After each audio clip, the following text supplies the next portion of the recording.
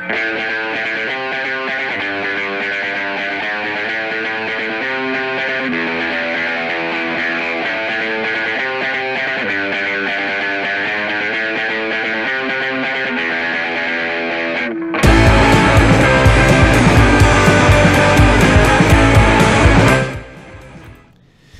welcome once again to the Movie Stuff Show. For back-to-back weeks, we are starting at 9 p.m. Eastern Standard Time. My name is Dan, and joining me is Marty.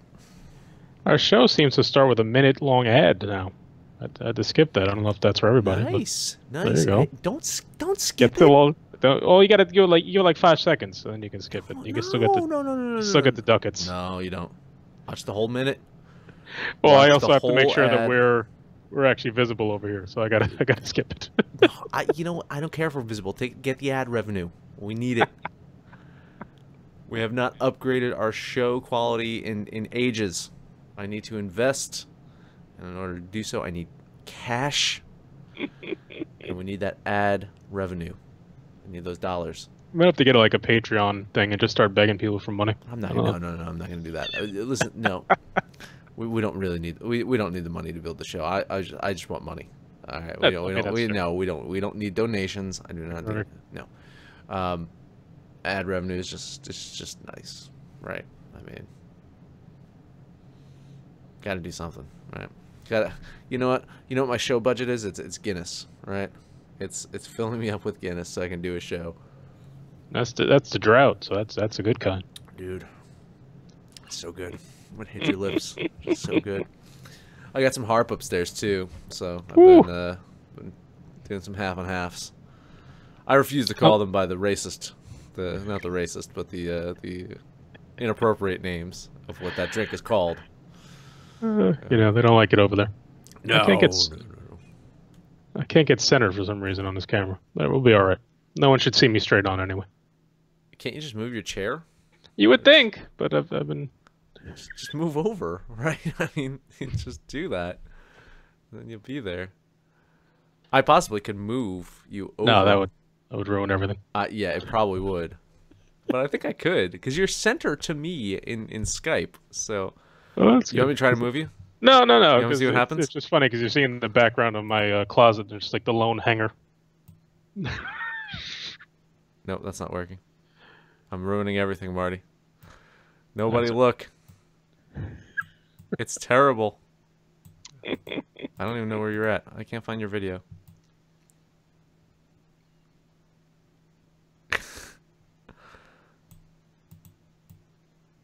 Ta-da!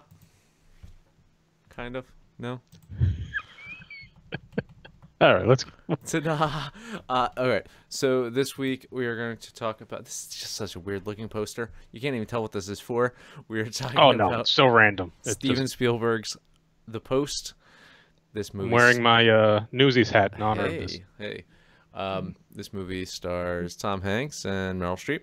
Amongst there's so many other people. Oh, that's the thing about a Spielberg movie. The extent to which he gets good actors to play so small roles. Just yeah. Like Tom Hanks' wife in this is was Sarah Paulson. Sarah Paulson, just random, amazing. like five minutes. Great. There's maybe one scene where she says anything of consequence, but the still, dude from The Office in Silicon Valley is one of the lawyers. One dude from Breaking Bad. Breaking Bad, that kid's great. He was on Friday Night Lights. Yep. For 10 years ago at this point. But it's funny how they got such young guys to play lawyers. Yeah. We call him Meth Damon. Yes, he balloons up and down for his. He does. He's really. I don't know if it's just his life or the roles. It's up to him. So we'll talk about Steven Spielberg's Post. We'll also talk about other journalism movies. We'll talk about some Spielberg movies, and we'll talk about our experience in journalism, if you want to call it that. To a degree. One of our ilk is still kicking out there. Let's start off with the Post and a synopsis for the Post. Do you want to do a synopsis? Do you want me to do a synopsis? You can do a synopsis, because I get upset with the synopsis of this movie. All right. Synopsis of this movie is the New York Times. It should have been about them. Should have been about the New York Times. Okay, so the New York Times puts out this bombshell kind of story, leaks these papers about the Vietnam War, and McNamara, his study on the Vietnam War and how it was a lost cause for like 6 years, and they knew it, and they kept sending people out to die. And so the Times puts out the story in the White House. I've never seen a White House ever before like just decry the media so much. It's just so rare to see a White House to live in that time. I don't know. I couldn't imagine it. So the White House, basically, the Justice Department puts there's an injunction on the Times from publishing any more content. And so then the story shifts to the Washington Post, who at the time is a much smaller, more regional paper. I think they played that a little too much. Like, I think they were bigger than the movie. This is one of my main gripes of the movie, just how much it got bogged down in just the drama of the paper and the going. The whole thing is Meryl Streep just got the paper from her dead husband, who was suicide. Also, her father owned the paper too, so it was in her family the whole time. Yeah. And they're going public, and it's the whole melodrama of, can you trust this woman to make decisions? Yeah. And but it also made it seem like it's like the Des Moines Times or something like that, or the Sandusky Times, or something like a small paper. This is the Washington Post that's in Washington D.C. So anyway, they're struggling with if they're going to publish the story and based off of this, and so it follows, as you mentioned, the drama of them possibly going public, or trying to go public to raise funds for the paper and all that. And that's the synopsis in a nutshell. Tom Hanks plays the lead editor, right? Ed Bradley, who we know from the All the President's Men. Same guys. Which will be a question of mine in a second here. Is this a sequel? Is this a prequel? They made it seem that way, right? In a kind of a cheesy way at the end. Yeah, at the really very end. So it follows him and his staff that consists of Bob Odenkirk and David Cross. Cross, not so much. I think he was just kind of thrown in there to say they had fun. Just say they had Bob and David. Odenkirk, great. I think he really stepped up as an actor with Better Call Saul. Yeah, he's had a nice little silent, strong career now for a while. And Bradley Whitford plays the standard Bradley Whitford weasel role in movies where he's, they didn't really say what he was. He's he's on the board of the Post, and trying to, demean Meryl Streep along the way, essentially. Trying to make Alison Brie is, Alison Brie's in it. Yep. Yeah, she plays in a nothing Meryl Streep daughter role. Like that's the great thing about Spielberg, I guess. Just gets anyone he wants. When he calls, you answer the phone and go. Right. There's just so many people just showing up in this movie. Like I said, we said Sarah Paulson, Odenkirk. Bruce Greenwood plays Robert McNamara. Robert McNamara has been played by like 10 different guys at this point in movies. And they all look like him somehow. It's crazy. Yeah, it's pretty amazing. Yeah, they all do, right? Matthew Rhys played the more interesting person in the whole movie who gets no screen time, which is the actual man who stole the Pentagon Papers from the and he gets like 5 minutes of screen time. Yeah. But he's on The Americans on FX. I don't know if you ever watched that. I've never watched it, but I know.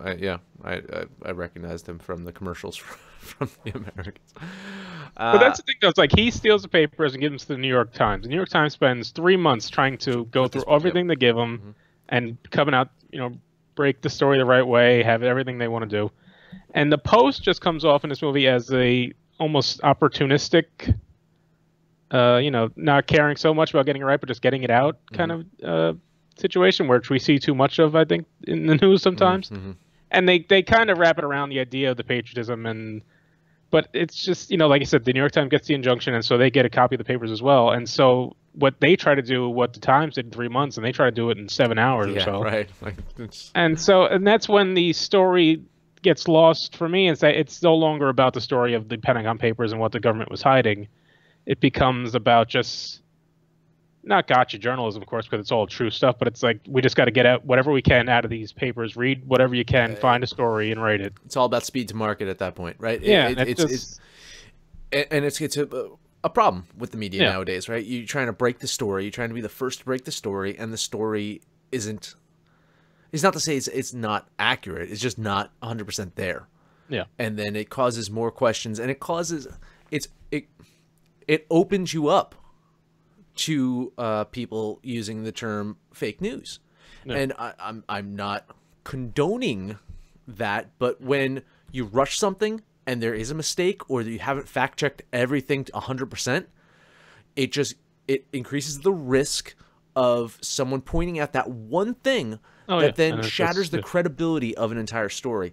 And so one of the parts that I found interesting about this is when the lawyers, everyone's saying is like, can you confirm 100% that, this is not going to impact any operations that are currently going on in Vietnam? Can you make sure that, no one's going to be kind of spotted in this, that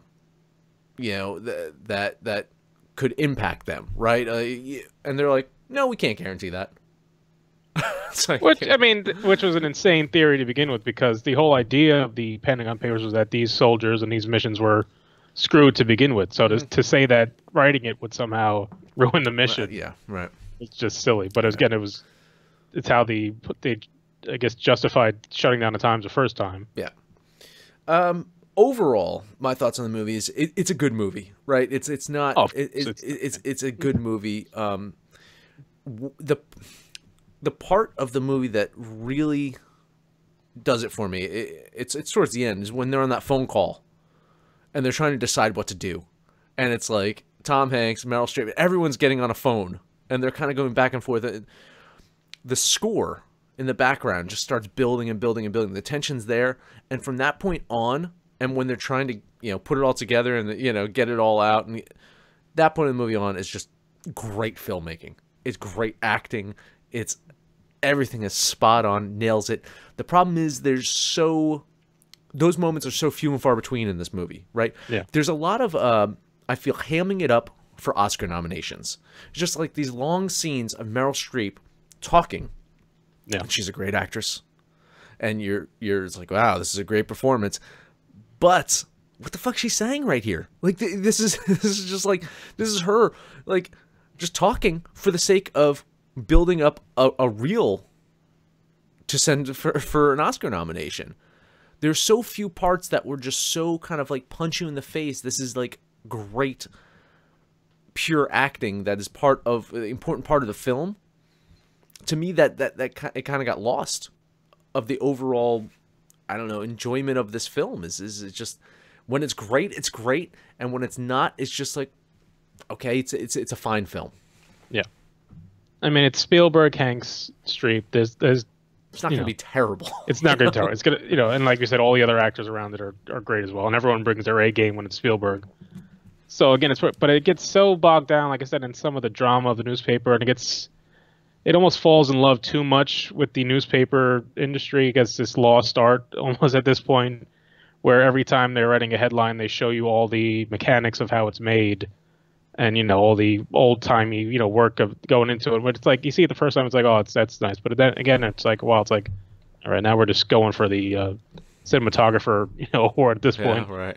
And Hanks is always great. He's maybe needs to break away from Spielberg, for a couple of movies here just to try something else. But I just didn't, it was hard to watch this movie jiving at what we've already seen from the All the President's Men. Mm-hmm. Because it's just a drastically different version of the Bradley character in that movie. Mm-hmm. So to see him now as this kind of upstart, not an upstart, but running back and forth from Meryl Streep's house, and he was the Woodward and Bernstein in this movie when he's the more conservative, like whoa, kind of like more reserved in All the President's Men, Yeah, it just didn't. And the idea from that movie too, where we never even heard of the publisher in that movie being a woman. I don't remember. By the way, hashtag Synergy. Yeah. Check out All the President's Men review here. And it's channel.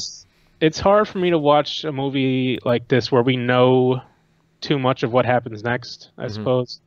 Where, okay, what did they really accomplish here? Did anyone go to jail? No. No. Did the government stop lying? No.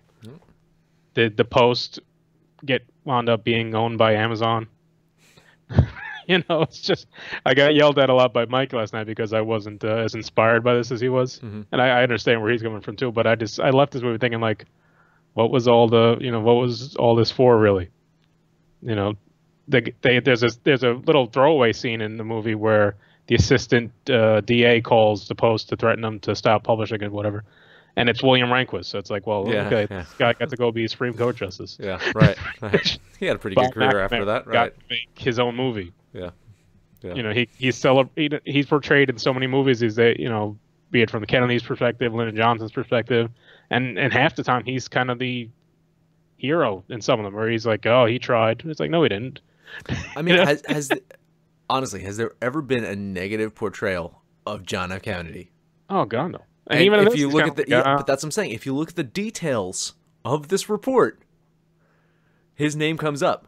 His name goes out. Eisenhower, all of them, Truman, right?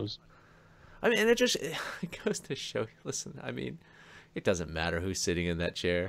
No. It really, like, your moral compass has to be so skewed to be able to do that role. I mean, and you're right though. There's no kind of repercussions of this. There's no like, and they started, and Talia just joined us. Yes, the movie was kind of Oscar baity. It was, and it tried a lot to do with.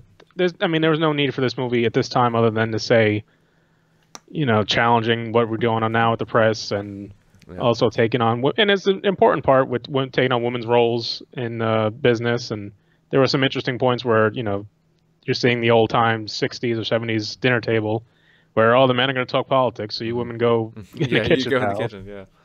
Gork asking, what if the person sitting on that chair was holding a cat? Don't we have a president that always grabs him by the pussy anyway? I mean... I have a hat somewhere. Yeah, that's right. That's right, M. Vance. It's like, I don't care if it's a Rick, a Morty, or even a goddamn Jerry. This Citadel is always going to be run by the Council of Ricks. And even she wasn't the character Streep's character Kay. What was her last name? I forgot. Sorry. Yeah. Kay Graham. Mm-hmm. She kind of bounces back and forth from being this woman who just hosts dinner parties but then also was making these big decisions. So she was kind of uneven as well. It was a weird role. It was a weird performance. Not to say that it was a bad performance, right? No. Because it wasn't a bad performance. It was almost disjointed. I would say it's a disjointed performance. Maybe it's a disjointed character.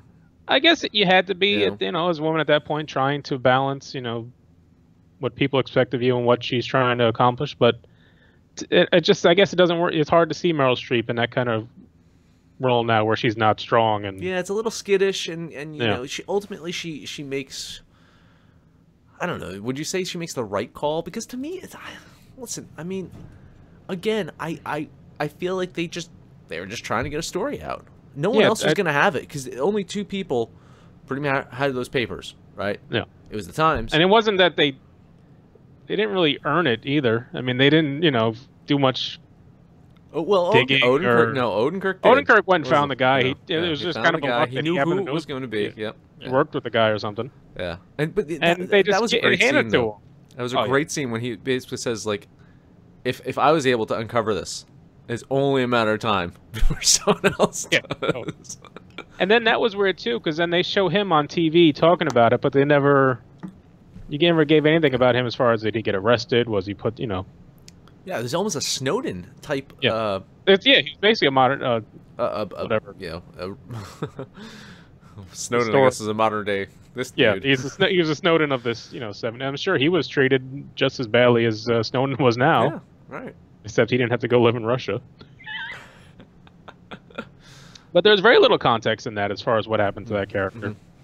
And I was surprised with how there was no epilogue to this either, which was surprising. Other than the lead into... they were like, to the break-in. You run the paper after that, that it, I guess they expect us to know this kind of stuff, but still, it would have been nice to throw in, he ran the paper from this long to this long, this person did this and this, whatever. But there's no, what did their investigation lead to? Did the stories change anything? There was no real much with the All the President's Men, it takes you right up to the end of it, and then you got to figure it out for yourself the rest of the way, kind of. Yeah, if only we had a history major to sit on this panel to let us know what happens with history.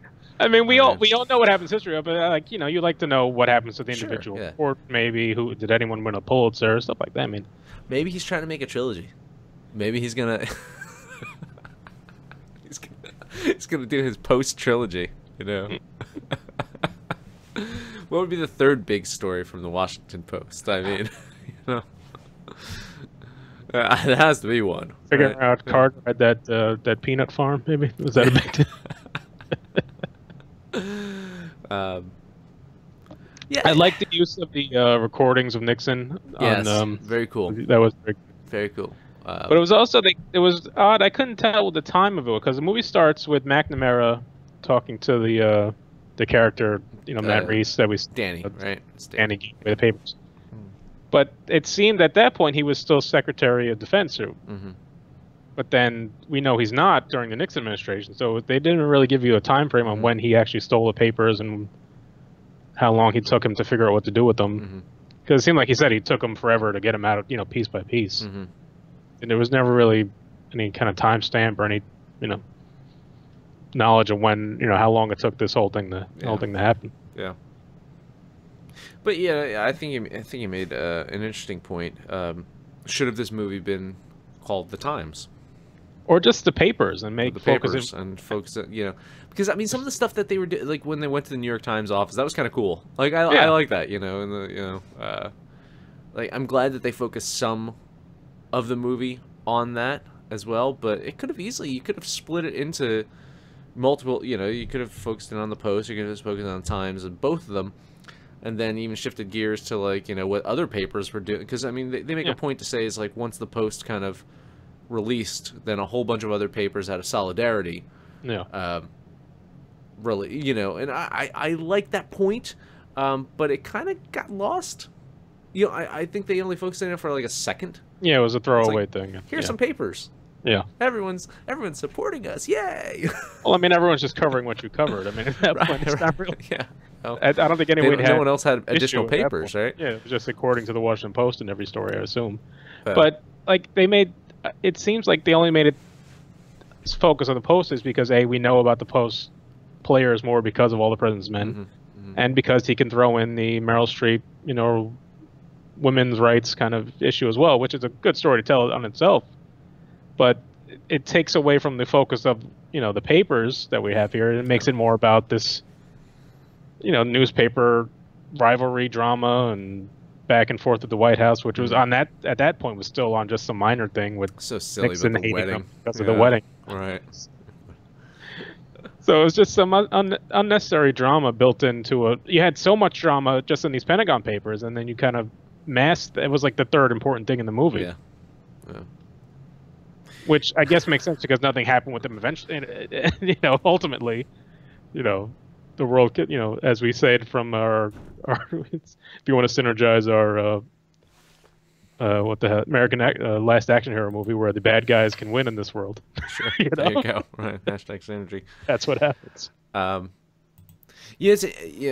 thing with prequels as well. Again, this is not a prequel, but the thing with prequels it's in a world that we know.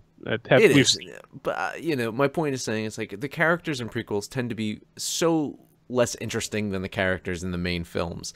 And I found myself saying it's like, yeah, I like Odenkirk's character, and I like Hanks's character, and I like Streep's characters. But you know what? It's no goddamn Woodward and Bernstein. And the dynamic that they had and the way that was built. And again, we spent a whole episode talking about how great of a film and how great of a newspaper, a journalism film. I think we both agree that it's the top. Like it's the top newspaper film, right? No, is All the President's Men, and this kind of just left me wanting more of that. Like I almost was like, well, why didn't they just throw Woodward and Bernstein in here? I was wondering at some point would they just say, they just have him like walking around in the background or something, or something to scream his name out, doing something else. Just see something like a name tag or something in the background, Because it was interesting they used the same I don't know if you remember the paper style that they used in All the President's Men. That paper with like the red lines on the sides. They used that as well, and this was pretty interesting. Yeah. But again, as good as Tom Hanks is nowhere close to what Jason Robards did with that character in All the President's Men. It's just not even. Yeah. And they were so different too. Mm-hmm. Like Hanks played it with some kind of weird accent that I don't know what he was going for there. It's his. I got to do something different to get an Oscar accent. Yeah, I guess.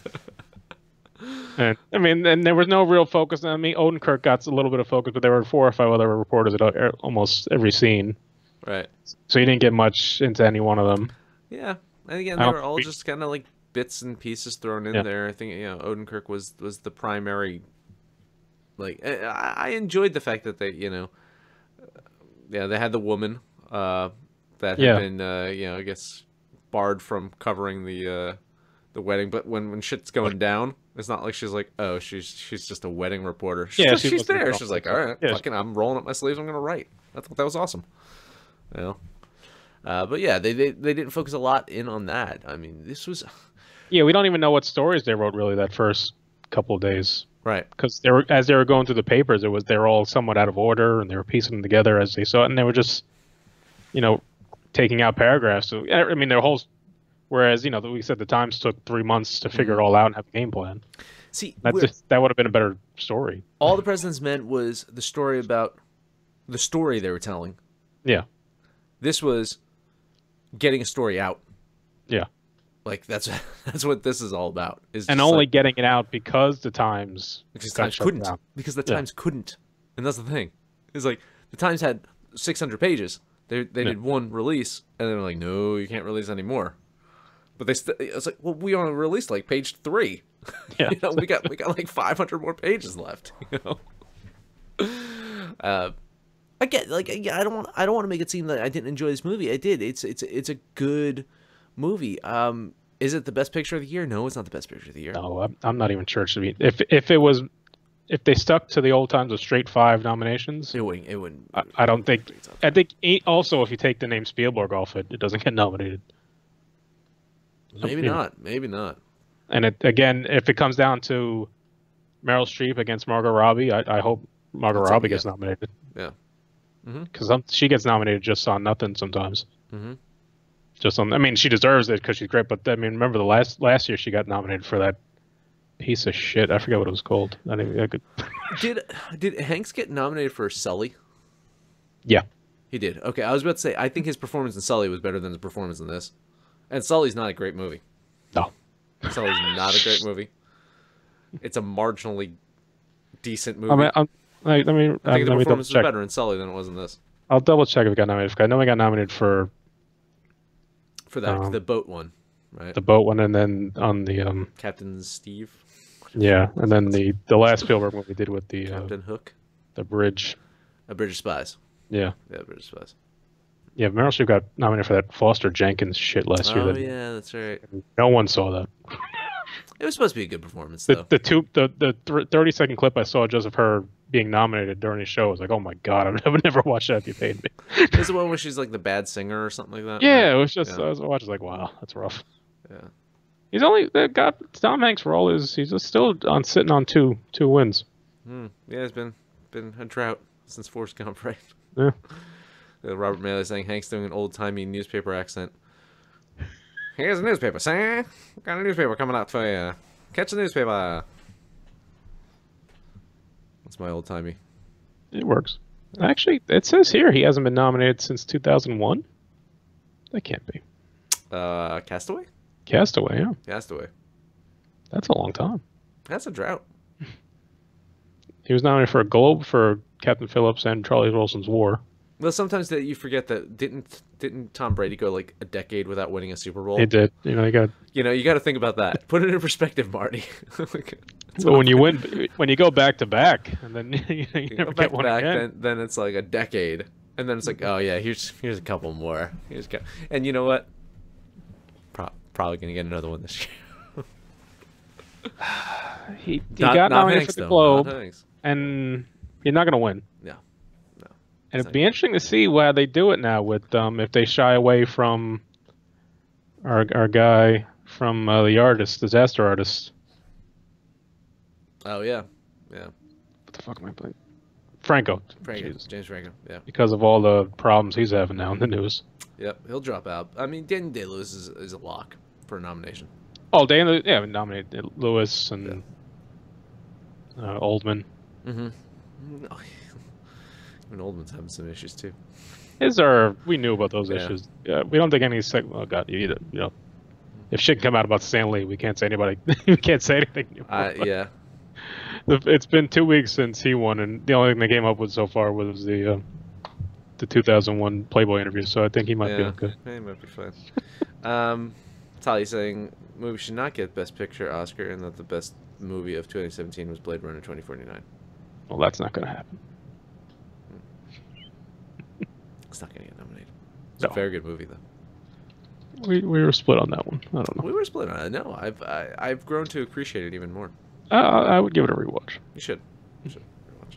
So that's what our show's about, right? Rewatching movies. We go back and watch them, and we correct them if we think different. We got Phantom Thread coming up next week, right? Comes out this week. Phantom Thread. I think it comes out Friday. Friday, and I think we should also watch Mom and Dad, starring Nick Cage. Oh, a double feature you're talking about? But we should watch it eventually at some point because it's on demand too, so we can just watch it whenever. Yeah, all right. Movies about newspapers. Okay, so let's do our background, right?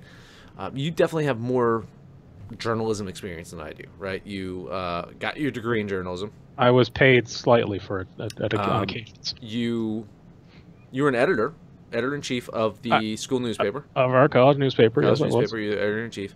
That's where we all met, actually. Yep. That was after I left, though. It was after I graduated. Yeah, but I was news editor while you were there. No, were you? No, I was assistant editor-in-chief. Yeah. Like, I was gone by the time that you took over the paper. Yes. Because I'd be damned if I worked for you, Marty. No, everybody... There was a mass exodus upon my assertion. I mostly did entertainment news. Yeah. For that, and no, I had a column, right? I had a column as well. I had a weekly column, or whenever we released. Was it weekly? Put out monthly. Bi-weekly. Bi-weekly. So I guess I had a bi-weekly column. That's when the paper was full on crazy liberal. When my cousin Darren was running the paper. It's like, yeah, you're not getting anything fair and balanced there. That is completely skewed to the left. Okay, so that's kind of our background, and then after you graduate with a journalism degree. Yep. I wrote sports for a while. Yeah, I wrote sports for about 5 years out of college, until I needed to make money. Yep. Try it out. You did get like high school sports too, right? You covered. Yeah, I was doing high school. I did a little pro stuff for Jersey Journal. Mm-hmm. Mm-hmm. So yeah, watching these movies always makes me remember our past life. Yeah. It was fun. That was fun.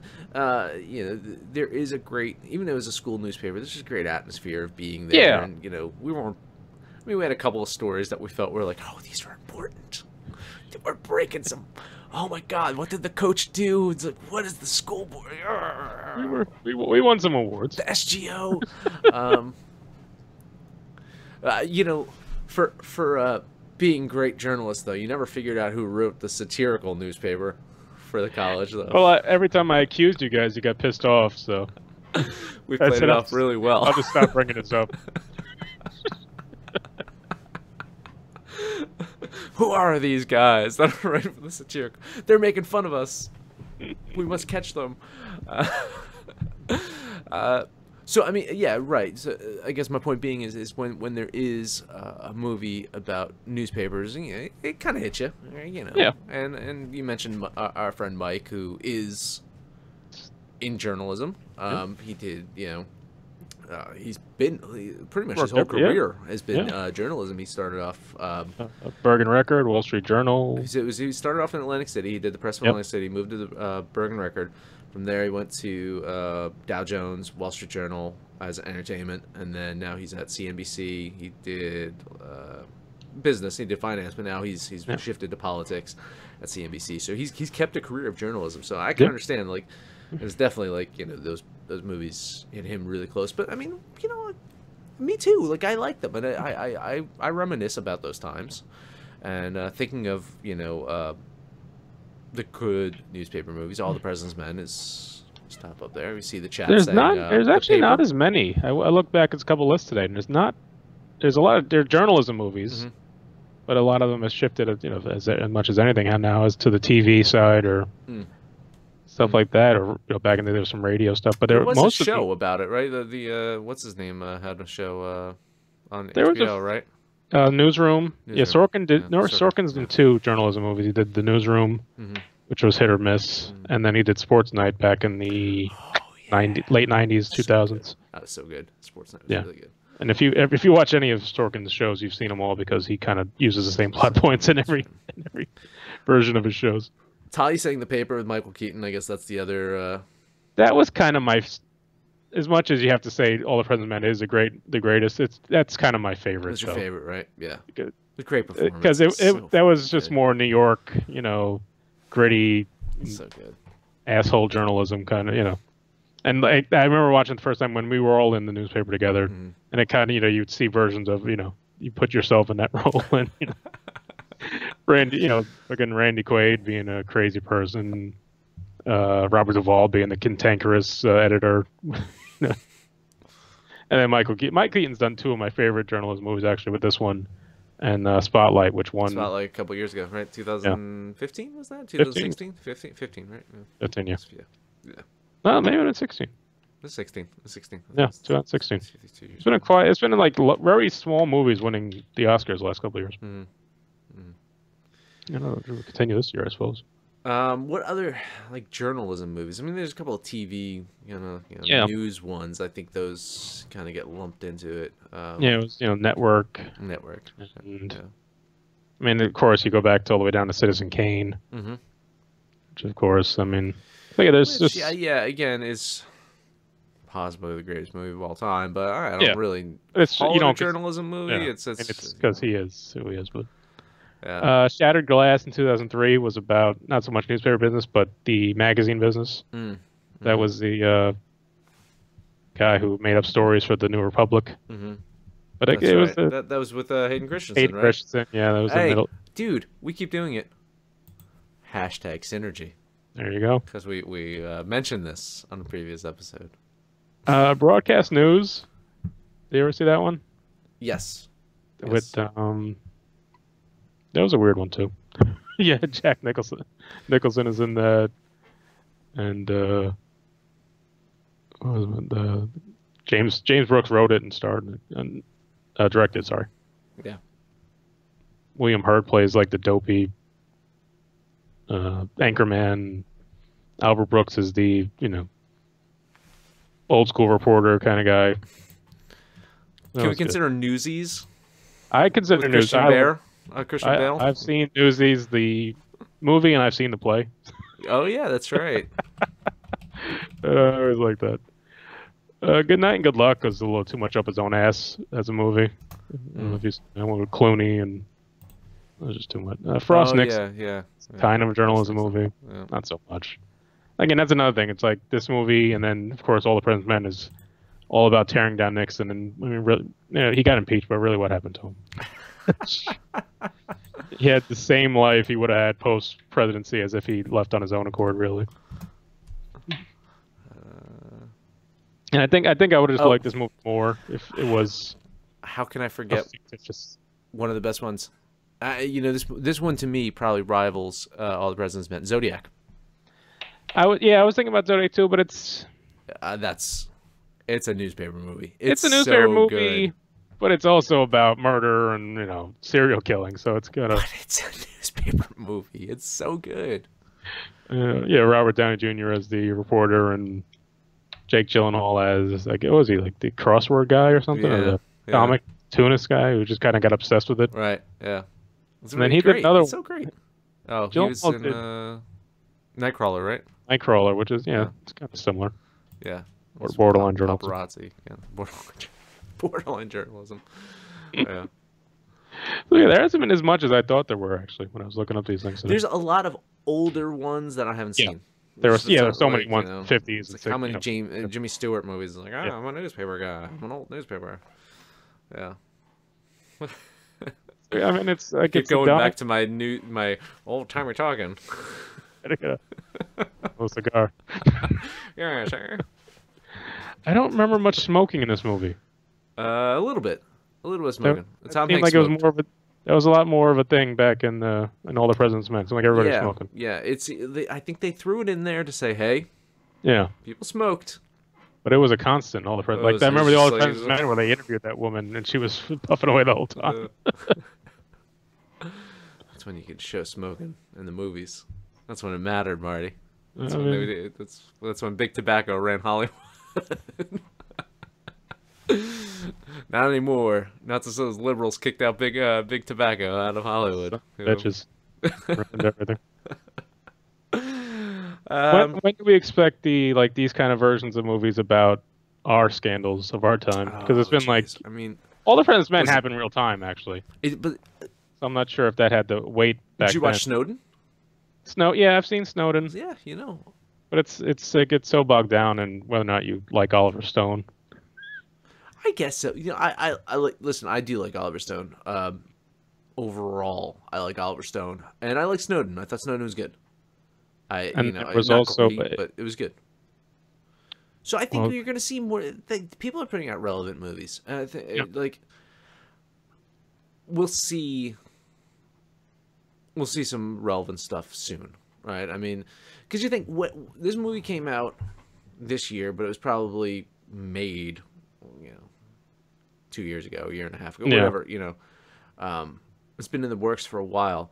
This was in the works before Trump was president, and a lot of the stuff that is echoing in this movie, a lot of the message, I think people are going to say it's like, oh, they did this as a direct kind of response to Trump, and it's like, maybe a couple of reshoots here and there, or maybe a line redone, but for the most part, this film existed. They didn't change the story because Yeah, this whole film existed. Before I guess Trump was running. He was running at the time. But then they got a little too much with the ham-handed speeches at the end, kind of with the First Amendment shit and I don't want to call it First Amendment shit. Of course, okay, no. Here's the one line that I wrote down. If we live in a world where the White House tells us what we can and cannot print, then the Washington Post has already ceased to exist.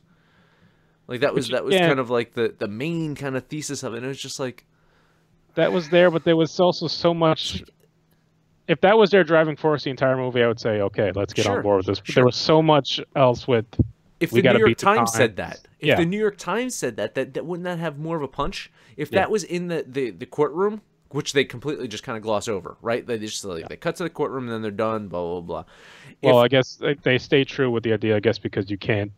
There's no filming inside the. Sure. Okay. And I guess even back then there was no recording of it either. Yeah. So it'd be hard to. Fair point. But if the dude from the New York Times, if the editor in chief stood up and said, if we live in a world where the White House tells us what we can and cannot print, then the New York Times has already ceased to exist. That to me is more poignant than the Washington Post saying it, because again, their goal is to go to market. Be the first in the market. And like I said, I think if the New York Times ran by a woman at that point and not what was his name, Rosenstein at the time, I think they said. Mm-hmm. I think this movie's about them. Yeah, right.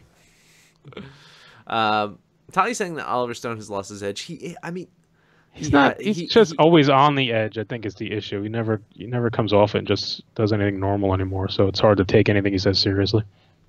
I think as a filmmaker, though, he's lost.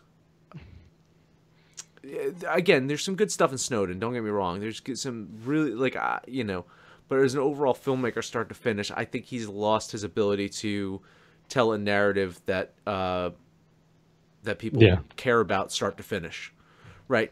Natural Born Killers was all over the fucking place, and it was based off of a Quentin Tarantino screenplay, but he managed to rein that in and make you care from start to finish, and brought out probably like the best Rodney Dangerfield performance like ever. And I don't know, that girl's soccer movie was really good. Ladybugs. Ladybugs pretty good. But you're not going to get that type of movie from Oliver Stone anymore. No, it's just so. I mean, you're either buying on with his worldview or you're not at this point. It's hard to go into it I to couldn't an open finish mind. W either. I could not finish W. He It felt like rushed such. that so just to be relevant for that, but for a point where he wasn't even running anymore, so it didn't make any sense either. So he rushed it out to get it out for the election year for some reason, and it just didn't work. It was just too much at once, and Too you much can't characters. Like you can't do a biography of somebody that quick. You got to give it some time really to let people sit with it. And it felt like a less funnier version of That's My Bush. Yeah, he was trying to do a hit job, and just like as much as people hate Bush for his decisions and his other choices, that not necessarily hate his character as much as people hate Trump now. Like Bush, that's why Bush kind of gets a pass now too, because he's somewhat likable still. You just see him, it's like, oh, look at him, he's struggling. Goofball. He's struggling with his poncho. He can't put his poncho on anymore. Oh, look at him! Help him out! Help out that fella. Hear him cursing. It's like, funny George. Where does the Post fit with you in Spielberg's catalog? It's hard to go too far with Spielberg. Let's say like maybe the last 20, let's say this century maybe, because he can't, he's done so much. I would say it's nowhere near Lincoln for me. No. Lincoln's probably one of my favorite movies of the last 10 years. And looking at his movies over the last like decade or so, let's just focus it on maybe the last like 15-20 years for him, right?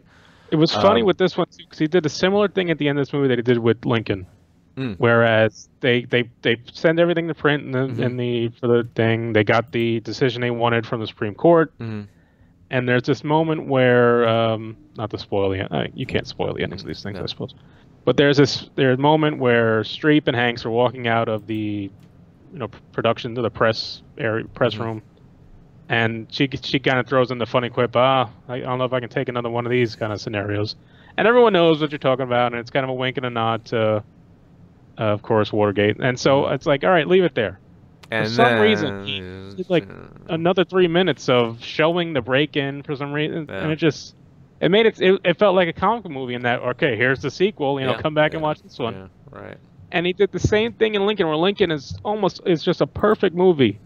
And it's after the Civil War is over, and he's gonna, he's going to the play that night, and he's like, he gives this little chat to his staff around him. He's like, oh, I wish I can stay with you for longer, because his wife's calling him to go to the play.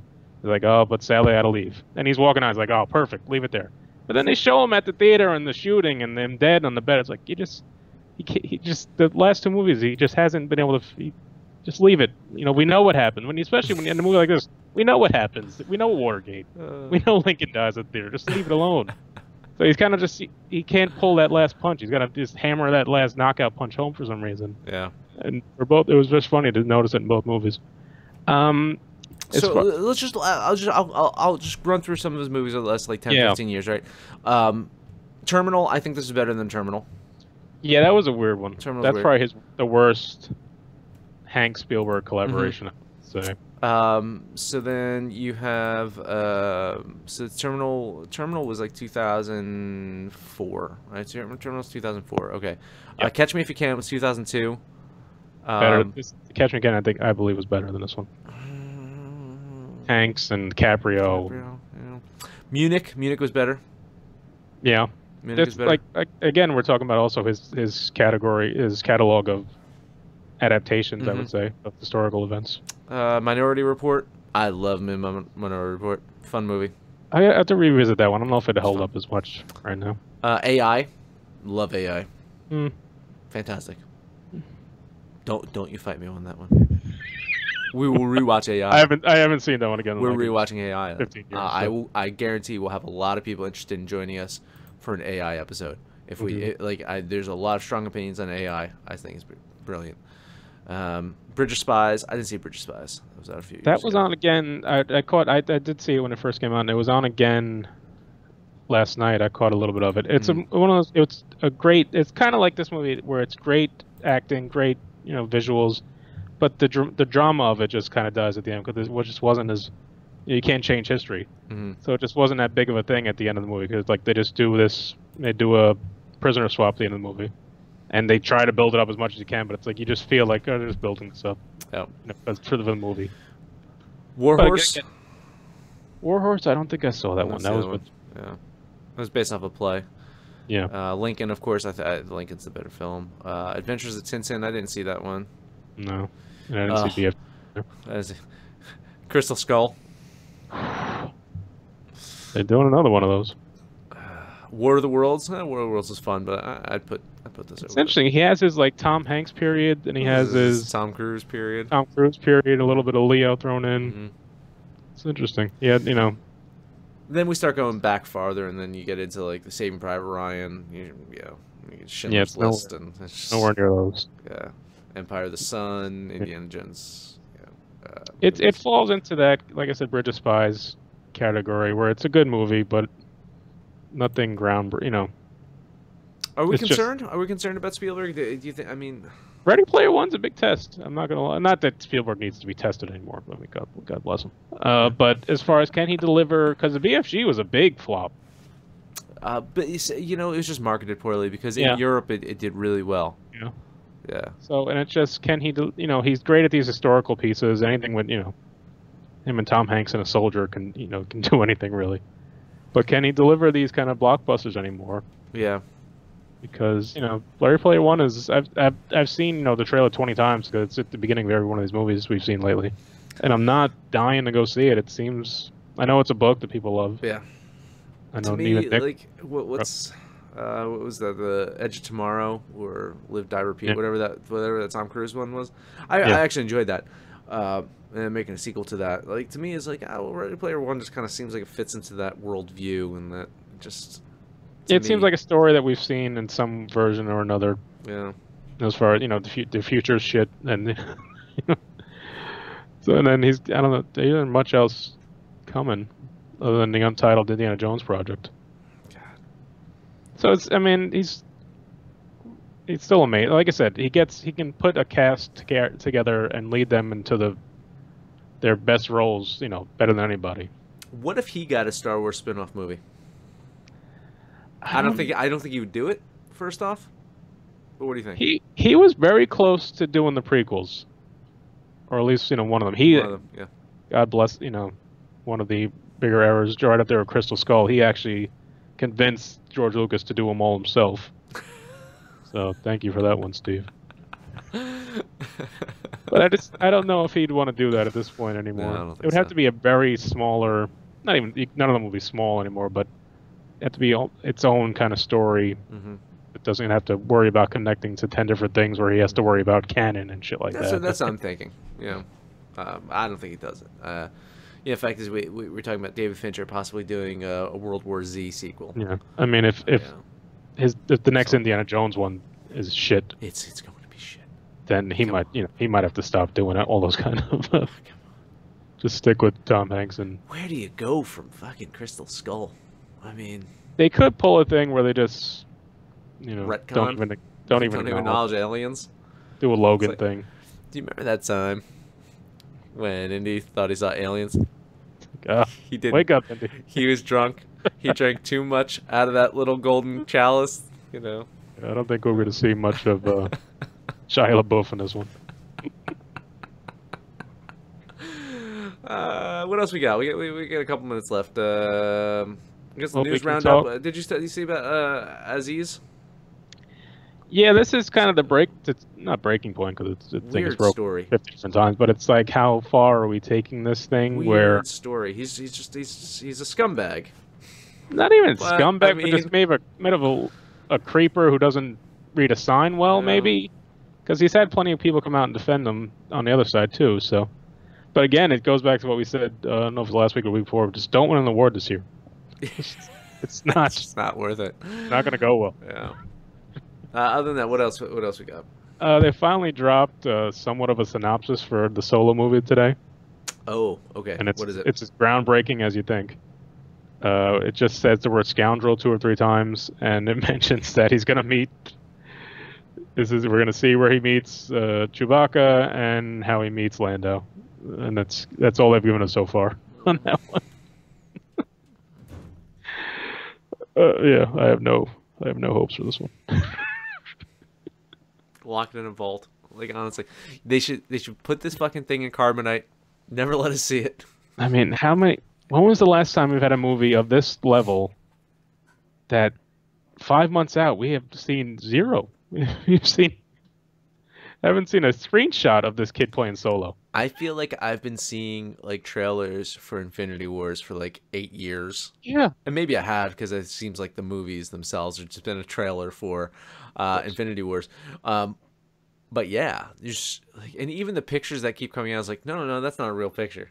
No, God. You know. I think they put them out, and when anyone says something, no, it's not real. No, that's not real. That's real. It's just Photoshop. We'll have to do a Ron Howard perspective, like on this level when those come up, because you have to at least hope that he can pull it together. Listen, I'm not a fan of Ron Howard. He's been hit or miss too for a while. I can't think of a hit. Cinderella Man. That's not a hit. That might have been 30 years ago. Okay. That's okay. I mean, it's an okay film. Let's see. I'm looking. Ron Howard movies. He's doing an untitled Luciano Pavarotti documentary. Let's see. For that one. Okay, so let's go through this. Rush. People like Rush. I didn't see it. I don't know. I can't tell you. Let's see. He did. I like Frost Nixon. Frost Nixon. He did Angel, Demon, Da Vinci Code, Cinderella Man. The first one of that was Beautiful Mind. Ransom. I like Beautiful Mind. That was his Russell Crowe thing. Okay. He did The Paper. He did The Paper. He did The Paper. There you go. That was 20 years ago, but still. Yes. So he did The Paper. And Gung Ho. Come on now. Hey, Gung Ho. Okay. Yes. Night Shift. Do more things with Michael Keaton. You got to do more things with Michael Keaton and go back. Parenthood. Parenthood's great. Yeah. Far and Away. Far and Away. I don't know. I think he's overrated. I think he's a fine craftsman. Listen. Yeah. I think he's okay. But he's not. There's so many better directors in my mind. Oh, of course, but I think it's a situation where they dug themselves a gigantic hole for no reason, and they had to go to somebody they can trust to get them out. Sure. Some of my favorite Ron Howard work is his voice narration in Arrested Development. He's always great at that. Yeah.